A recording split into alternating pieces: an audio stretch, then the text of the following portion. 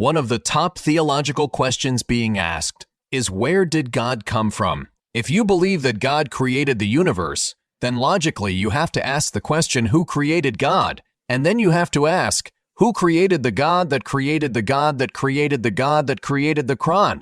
God, and so ad infinitum. But let's analyze it for a moment. Let's start with the question itself. If God created everything, then who created God? This line of thinking assumes that everything must have a cause or a creator. It's the classic domino effect. One thing leads to another, right? But here's the thing. Not everything in existence follows the same rules. Let me explain. In science and philosophy, we have this idea called the law of causality. It says that every effect has a cause. For example, you exist because your parents existed. Your parents exist because their parents existed, and so on. But this chain of cause and effect can't go on forever, can it? At some point, there has to be a starting point, something or someone that didn't come from anything else. Philosophers call this the uncaused cause, or the first cause. Now, many people believe that the universe had a beginning, like the Big Bang, right? But the question is,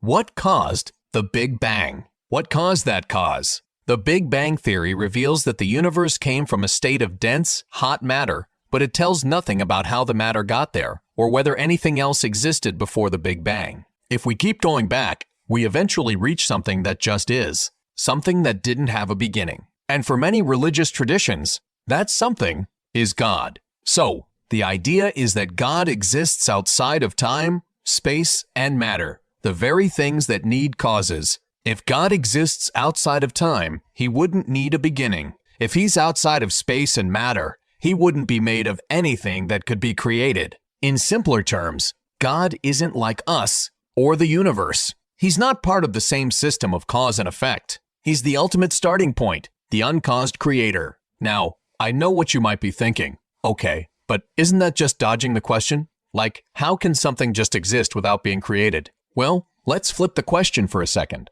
Imagine saying, if the universe exists, who created the universe?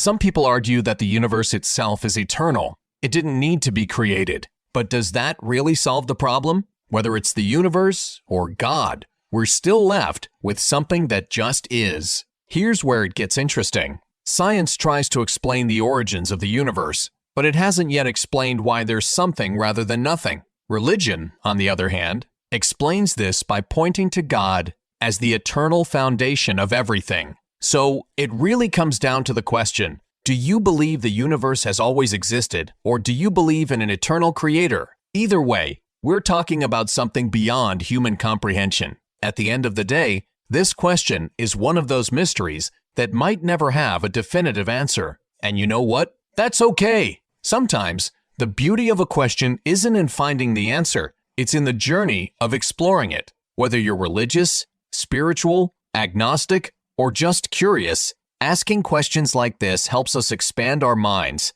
and think deeply about the universe and our place in it. So, what do you think? Is God the eternal, uncaused creator? Or is the universe just eternal on its own? Let me know your thoughts in the comments below.